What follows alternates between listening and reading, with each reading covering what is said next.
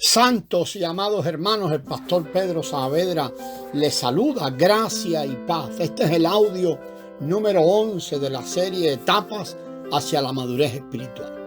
Estamos refiriéndonos al tema de la consagración. Si nuestra consagración solo descansa en la base del derecho, o sea, del derecho de Dios por habernos comprado, será difícil de verdad una consagración que se exprese en una vida armoniosa y dulce. Debe estar presente también la motivación correcta o el motor correcto que nos lleva a consagrarnos. Una relación matrimonial verdadera no solo descansa en la base del derecho, sino aún más en el amor. Puesto que la esposa ama a su esposo, ella viene a ser una con él y vivir con él. Esto es lo mismo que una verdadera consagración a Dios. Cuando tocamos el amor de Dios y lo vemos y vemos que Él es amor, entonces nos consagramos a Él. Siendo así, aunque la consagración basada en el amor natural cambia de acuerdo a nuestro estado de ánimo, por otro lado, la consagración intensa es el resultado del operar del amor de Dios que nos constriñe, nos obliga, de su amor en nosotros. Aquellos que no han tenido la experiencia de haber sido constreñidos por el amor del Señor no tendrán una consagración intensa y podemos decir buena.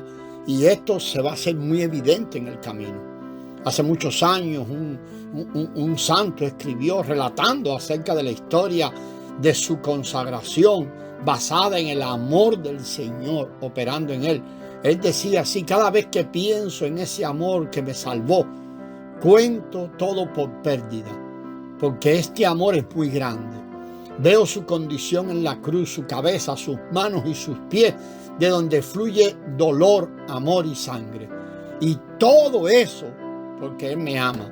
Habiendo visto tal amor, si yo le ofreciera el universo entero, todavía me sentiría avergonzado, porque su amor es tan noble y tan excelente. Si yo procuro pagar su amor, entonces no reconozco su amor y hasta lo mancharía. Su amor es como una perla sin precio, mientras mi consagración es como trapos de inmundicia. Simplemente somos indignos de Él.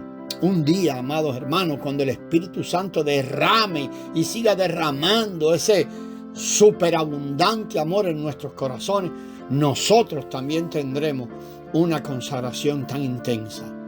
Además, después de habernos consagrado y de haber seguido al Señor en el camino de la consagración, necesitamos incesantemente que su amor nos siga obligando, nos siga constriñendo para que podamos tocar verdaderamente la dulzura en el camino de la consagración. Muchas veces vamos a sufrir dolor y pérdida, en la mayoría de las veces, y solo aquellos que frecuentemente han sido tocados y tocan el amor del Señor pueden encontrar dulzura en su dolor.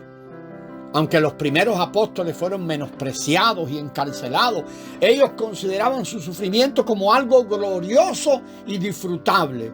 Ellos se estimaron como dignos de ser ultrajados por el nombre del Señor. Hechos 5, 40 y 41.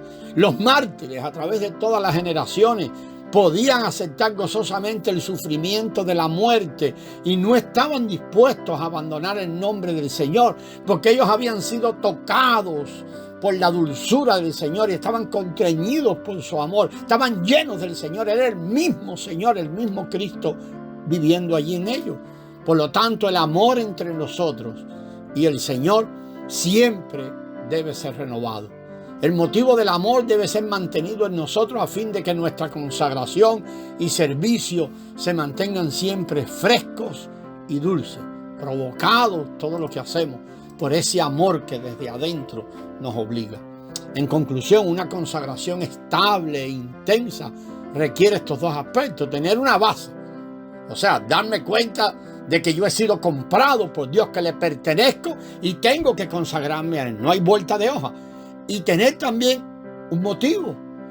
Esto es ver que el amor de Dios hacia mí y en mí es ciertamente muy grande y que me constriñe tanto que voluntariamente me consagro a Él. Cuando alguien ve la base de la consagración y también experimenta ese motor del amor de Dios operando en él, está dispuesto a consagrarse a Dios. Lo que queremos es hacernos esta pregunta: ¿qué es entonces consagración? ¿Cuál es el significado de que nos hemos consagrado o de la consagración? Leemos en Romanos 12:1. Así que, hermanos, os ruego por las misericordias de Dios que presentéis vuestros cuerpos en sacrificio vivo. Este versículo nos muestra que el significado de la consagración es ser un sacrificio. Ahora, ¿qué significa la frase ser un sacrificio? Presentarnos nuestros cuerpos al Señor en sacrificio vivo. ¿Qué es un sacrificio? La Escritura nos muestra que cada vez que una cosa es separada de su posición y uso original y es puesta en el altar de Dios específicamente para Él, entonces este asunto es un sacrificio, esta cosa. En el Antiguo Testamento los hombres ofrecían bueyes y carneros como sacrificio. Usted puede recordar esto. El principio es este: el buey originalmente vivía en el corral o en el campo y era utilizado para arar el campo, para trabajar, para arrastrar carretas. Después era sacado de ese corral o de ese trabajo que hacía y traído junto al altar. Ya había un cambio de posición. Luego allí era degollado, colgado en el altar y consumido por el fuego para convertirse en olor fragante para Dios. Esto era también un cambio de uso. De este modo, este buey se convertía ahora en un sacrificio. Había cambiado su posición y había cambiado su uso.